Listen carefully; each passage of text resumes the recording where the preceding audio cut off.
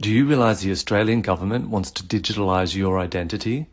And do you realise we are in the final phase 3 of approving this legislation by the 27th of October 2021? Short term, it will definitely help to streamline our online activities, purchases, and signing in or signing up processes.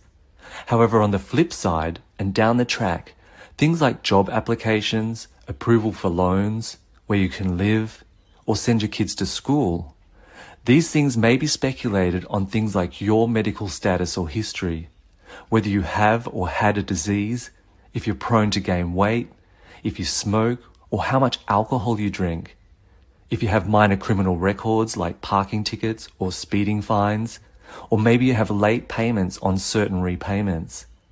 It may even be determined by your online searches. Your livelihood may be discriminated over someone else with a better digital identity profile than you. And who will determine what a perfect profile should look like? Most people I know have heard about the concept of a digital identity. However, most people I know had no idea that this bill was going to be passed and implemented by the end of 2021. And most people are shocked to hear we are in the final stage of this bill actually being passed. If this concerns you, I highly recommend submitting your say by Wednesday, the 27th of October, 2021, no later than 5 p.m.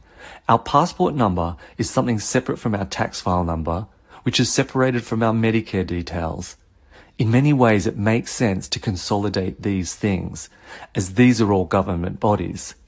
However, the Australian digital identity legislation proposal is to open up our digital identity to private sectors.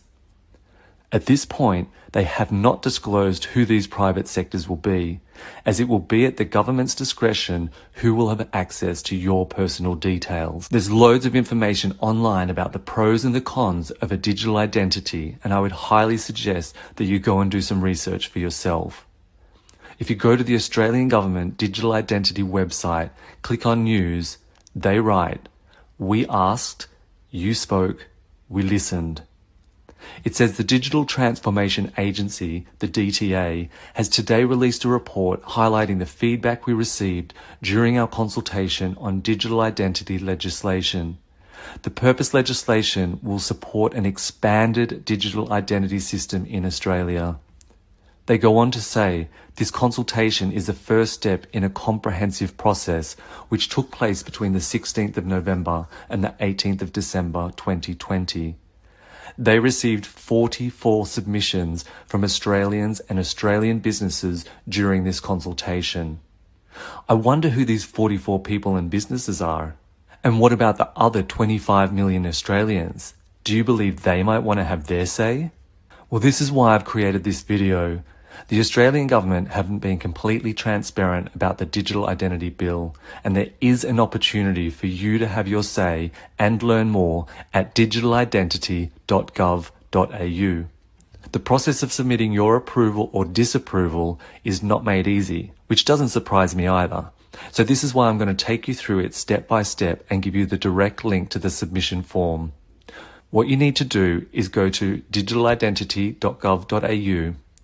You need to go, and in the top right hand corner, you can go to have your say, and then you scroll down to the bottom of the page. Then once you come to see the phase 3 now open section, click on phase 3. This will bring you to the phase 3 submission page. They do give you access to a Word document which gives you a little bit more detail about the bill proposal.